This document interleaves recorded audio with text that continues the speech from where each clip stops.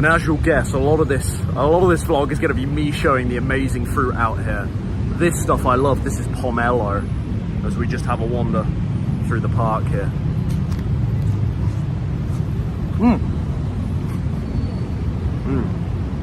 So good. I just want to show you some of the stuff I'm getting up to here, some of the grub that I'm eating, some of the stuff I'm doing, of course, to stay in shape, make healthy choices out here.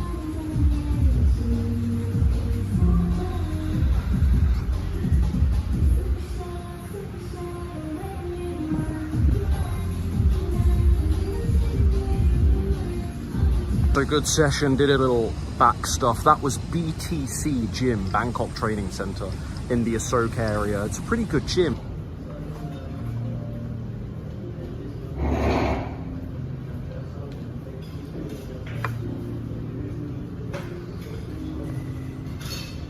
Try and get everything in a forkful here. Here we go. This looks great. This is a sort of quinoa chickpea, you know, sushi type bowl, I think.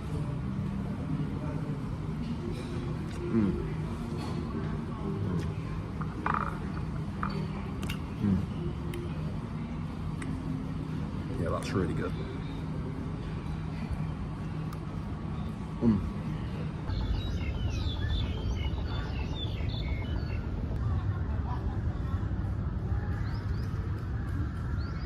All right, just exploring Lumpini Park here. Got the water, essential in these hot climbs. Don't get depressed as you're exploring around.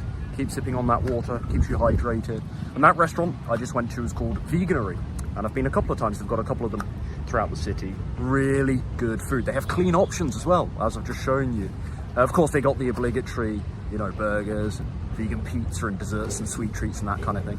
But some really clean dishes. And they also do a lot of veganized versions of Thai dishes as well, of which I've had a few and they've been amazing. The tom yum soup, really, really good. So highly recommend. And obviously, you know, I'm looking at that bowl today, for example. I'm looking at that dressing. I'm looking at that sauce. I'm like, what's in that? I don't know. It tastes really, really rich. And so if this was me a couple of years ago and I was still trying to trim down, maybe I'd be a little bit more cautious with that stuff. But I'm in maintenance mode, chilled. Good morning. What are we doing for breakfast then, since I've been out here? Well, doesn't matter where I am in the world. We're on the oatmeal train, right? It's a fantastic way for me to start the day. So I've got 3/4 a cup of rolled oats here with a little bit of brown sugar. Typically I'd do more than 3/4 a cup of oats, but I've got all of this papaya here. Ideally, I'd have a few seeds on this, but I'm just getting myself situated here. I haven't fully stocked the kitchen in my Airbnb yet, so actually a little mission later is to go and grab some seeds to throw on this. This is a very carby meal, and that is by design actually, because, and often my breakfasts are incredibly carby because I usually do workouts in the morning. So the 3 times a week that I go to the gym, they tend to be in the morning time. And today I'm actually not going to the gym, it's a rest day for me, but I am out going exploring. Either, I haven't decided, Wat Arun, one of the temples here, one of the larger temples here, or I'm gonna go to the Grand Palace. So I'm not sure yet, but I'll take you with me. I'll show you a bit of it anyway. But bottom line, I want a carby meal. I want to fuel that stuff. A couple of client calls this morning as well. So I need to be on point. I want to fuel that stuff. And we've got the delicious papaya. And can I say this papaya, I think was about 55 baht, which is just over £1. So it's like maybe at most 1.5, maybe 1.3 USDs. This at home in a supermarket would be £3 for Waitrose. This is a papaya is going to be £4 Waitrose. Maybe a farmer's shop, a sort of a local fruit and veg stall. Maybe this would be more like $2.50. But yeah, that's crazy cheap still. Regardless, that's crazy cheap. And let's do a little taste test for you. Let's see how this papaya is. I've had papaya a few times here, love it. And I very rarely have it at home. It's usually garbage, frankly, at home. But let's do a bit of a taste test for you now. Come on then. A lot of people like to peel out the middle. I don't think it's intolerable. Yeah, that's good. Yeah, that's good. It's not the best one I've had here, but still, yeah, the average fruit here just tastes so much better. I mean, you still have, like, there's still a ratio of fruit, no matter where you are in the world, that's hit or miss, right? That isn't sweet or it isn't quite ripe yet. But just the baseline average is so much better here, as you would expect, than at home. So anyway, I'm gonna chow this and we'll see what we get up to. So we're at the Grand Palace, home to the Thai royal government since the 18th century. I don't think they actually reside here now, it's more ceremonial. But just walking in here, it's absolutely stunning. Some beautiful buildings and temples. It's actually also home to one of Thailand's most well-known religious icons, the Emerald Buddha. So yeah, we'll check it out, but stunning so far.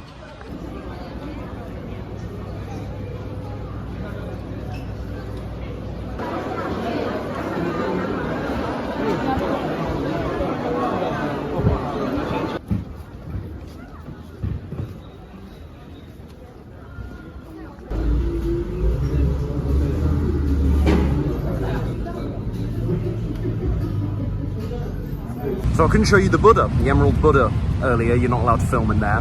What I could show you though, was those delicious, and they were delicious, easily the tastiest meal I've had being here, the zucchini waffles.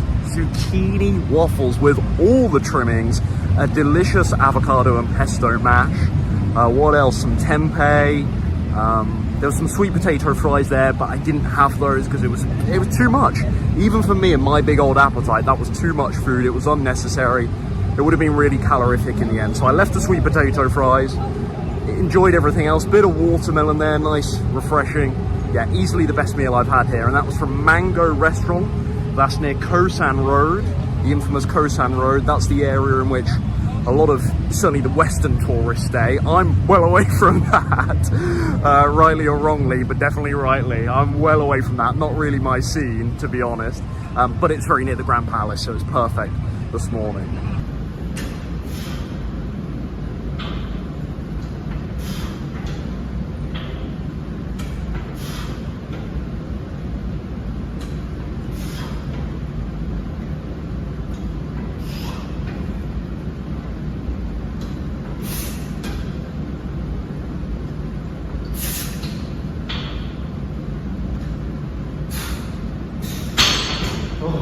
Lighting's super rough in here. George would be furious. George would hate it, but just getting a quick leg workout in. Not really able to show you too much of it because of the lighting, but I just want to show you the views here. Incredible. Hold on. Look at this.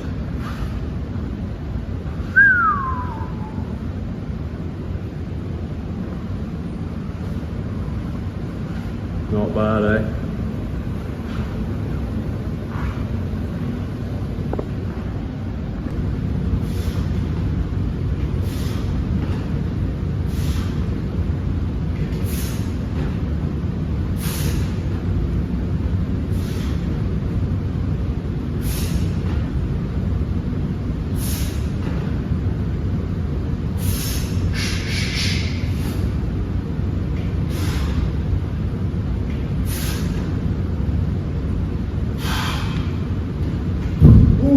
Right, it's 9:30 p.m, just back from watching the Leeds game. That's my football team, none of you will care. I've actually got no grub. I've got no scram, I've got nothing, let me show you, at all in my fridge. Actually, that's not strictly true. I've got some tempeh defrosting here for tomorrow. So I'm gonna show you what I do in situations like this when I'm on the road. I'm actually gonna order food because it's so damn affordable here and you can do it pretty healthily. So I'll show you what I get when it arrives. All right, the food has arrived. Let me show you what I'm working with. First up, we've got these lovely, fresh summer rolls. And these are a fat loss hack because that's a whole bunch of veggies in there, wrapped in a little bit of rice paper, which is incredibly low calorie. It's incredibly thin bit of rice paper. So these are an incredible fat loss hack. I really recommend stuff like this when you're traveling or when you're on the go, if you're looking to trim down right now. Big distinction between these and those heavily deep fried spring rolls, right, which are going to be a lot more calorific. Now, where people often go wrong with things like this though are the dressings that they come with. So you can see here I've got this peanut satay sauce, which actually might be for my main as well, which I'll show you in a second. But then also what seems to be, I haven't cracked it open yet, quite an oily sort of sweet chili looking dressing. Now, I could use these, I'm in maintenance mode, but instead of that, let's keep it a little cleaner. I'm just throwing on some low sodium soy sauce. Pretty simple, pretty straightforward. And then for the main event, and I gotta admit, I feel slightly shortchanged here because I've had this meal in their restaurant and I got a lot more tofu. But it's a little tofu salad here. And what I'm gonna do, just tofu, a bunch of veggie, I can't really show you, but a bunch of veggies underneath.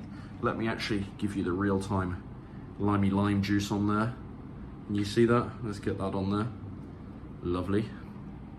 What I'm actually gonna do is I'm gonna use a little bit of this peanut satay sauce, but I'm only gonna use about half of it. And again, this is a similar hack to what I shared with you a couple of days ago when we went to Mango and I didn't remember I said I didn't eat the sweet potato fries. The rule here being, or the moral of the story here being, you don't need to finish everything, guys. You know, when you get a plate of food in a restaurant, you don't need to finish everything. And that is a hack in itself to make sure that you're not tipping over into weight gain or consuming lots of unhealthy things in one go. Because you're eating out anyway, so you might already be taking a few liberties, which is fine. You don't have to be perfect to get amazing results, but you've got to have some kind of boundary somewhere, I always think. So I'm only going to use about half, maybe even a third of this satay sauce. If there's any other dressing I need on this, I've already squeezed on a bit of lime juice, but I've got a basic vinegar over there, so I can just knock up a quick vinaigrette if I need to and polish off the rest. But I think this will suffice. This will be absolutely fine. This is more than enough. Okay, so I'm gonna chill out now, enjoy this, see you soon. And let me just show you this salad now. I've actually decanted the whole thing into a bowl. I don't feel shortchanged anymore because yes, the tofu is sparse, but I don't know if you've got scale or context for how large this bowl is versus my big old head. But that's a lot of fresh veggies in there, so yeah, not feeling shortchanged at all. That's brilliant. And as promised, I've put on, you can see there, about half of the peanut satay sauce, and then I've just thrown on a little bit of soy sauce as well. Guys, the malls over here are crazy. I'm in one of the comparatively much smaller ones now, believe it or not. But we're about to head over to Central World, which is, I'm asking for trouble because it's a Sunday, it's the weekend, so it's gonna be chaos.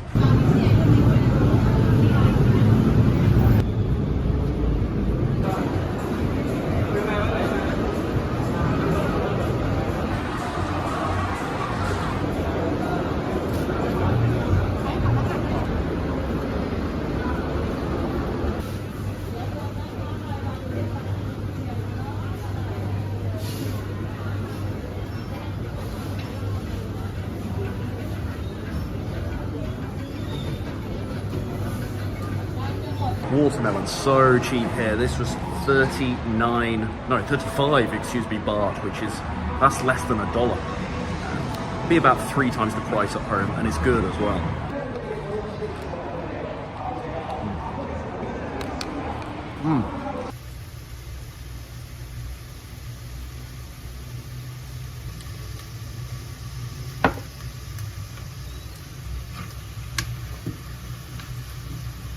Right, folks, it is Sunday lunchtime. The last time you saw me eat here was last night, actually, the food we ordered in. So what have I got here? Knocked up my little stir fry. What's in my concoction, though? You'll maybe be able to just about make this out, but some white rice there below. I've got about a cup's worth of cooked white rice. Got some firm tofu here. These mini corn on the cob. So we've got some asparagus, some asparagus, some sugar snap peas, and some pak choy. I think that's it. Oh, and some of these lovely mushrooms. They've got so many varieties of mushrooms here. But I think I've already found my little favies, my little favourites. Seasoning-wise, 0 herbs and spices, would you believe? Because the Airbnb, I've got paprika, a couple of other things, but the Airbnb is lacking. I haven't stocked the kitchen out yet, as I was mentioning to you guys a few days ago. So just what you saw me throw on there. Soy sauce, low sodium soy sauce, sweet chili sauce. That's it. So let's give it a little taste test. Let's see if that's enough. I'm sure it will be. I've already done this meal here.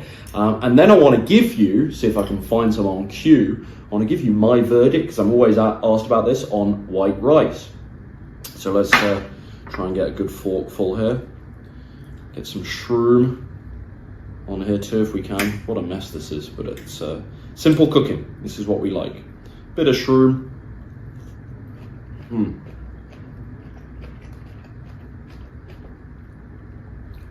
Fine, you know, it needs a little bit more soy sauce, so I'll sort that out in a second, but that's fine. That's good enough for me. Pretty simple, not rocket science. So yeah, really good stuff. White rice then. Am I okay with white rice? Well, clearly, because I'm eating it, right? So the argument that brown rice is superior is based on brown rice's fibre content, higher fibre content. For me, that doesn't make brown rice superior enough to make white rice bad or unhealthy. I think the argument is there that brown rice is therefore healthier because you don't have all of the grain, or excuse me, several sections of the grain removed. But does that make white rice, beyond being slightly inferior, does that make white rice bad for you? Absolutely not. It can still be part of a very healthy and weight-friendly diet. So yeah, and it's great fuel, wonderful fuel, one of my preferred carb sources. Interestingly, it's also actually got a lower, contrary to popular belief, a lower caloric density than brown rice. So that's really interesting, despite the lower fiber content. Anyway, bon appetit to me. See you soon.